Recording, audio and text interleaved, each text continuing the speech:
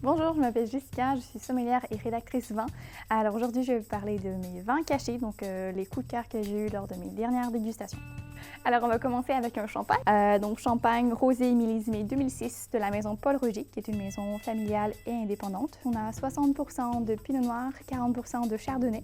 En bouche, c'est un champagne qui est frais, c'est élégant, c'est équilibré. En finale, on a vraiment des notes de pamplemousse qui reviennent. Alors continuons avec Roussette de Savoie, la cuvée Ensemble du domaine des Côtes-Rousses. Donc domaine des Côtes-Rousses, c'est Nicolas Ferrand, donc un vigneron qui clame l'envie de faire des vins à échelle humaine. Dans le verre, ça sent bon les amandes, l'ananas, les fleurs blanches. En bouche, c'est un vin qui se relève sec, frais et qui a un beau volume aussi au palais. Alors continuons avec Bierzo, appellation espagnole, cuvée Cal Blanco de la vigneronne Veronica Ortega. Donc c'est une jeune vigneronne qui a débuté en 2011. Là vous avez un vin blanc issu du cépage Godello. En bouche, le vin est vraiment étonnant. C'est frais, c'est complexe, il y a du gras, de la minéralité, il y a un peu tout. C'est le genre de vin qui me fait penser à certains chemins de la Loire, donc avis aux amateurs, je pense que ça pourrait aussi vous intéresser. Continuons avec le Riesling Grand Cru Wibelsberg 2015 du domaine Var. Grand Cru Wibelsberg signifie montagne des femmes. Là pour le coup 2015, millésime très solaire, ça donne des vins un peu plus gourmands. Il y a un peu plus de sucre résiduel que ce qu'on a généralement pour ce Grand Cru chez ce domaine. Donc vraiment à attendre.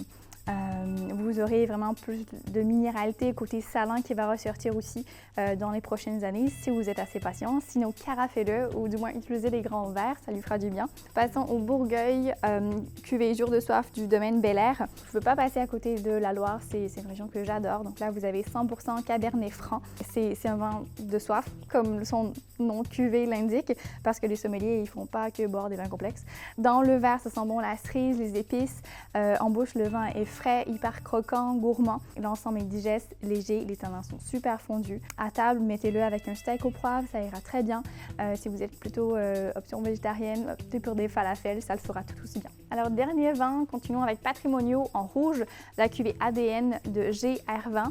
GR20 fait référence à Emmanuel Gangbin et David Rizoul, les deux œnologues à la tête de ce projet identitaire. C'est aussi une référence au sentier de randonnée en Corse. Amoureux de lait de la beauté, ils ont fait appel à leurs amis vignerons pour trouver des super raisins leur permettant de vinifier cette super cuvée. L'ensemble est charpenté, les tanins sont bien présents, ça appelle une viande quand même. À table, je le verrais bien avec une lasagne d'aubergine grillée ou pourquoi pas du saucisson corse.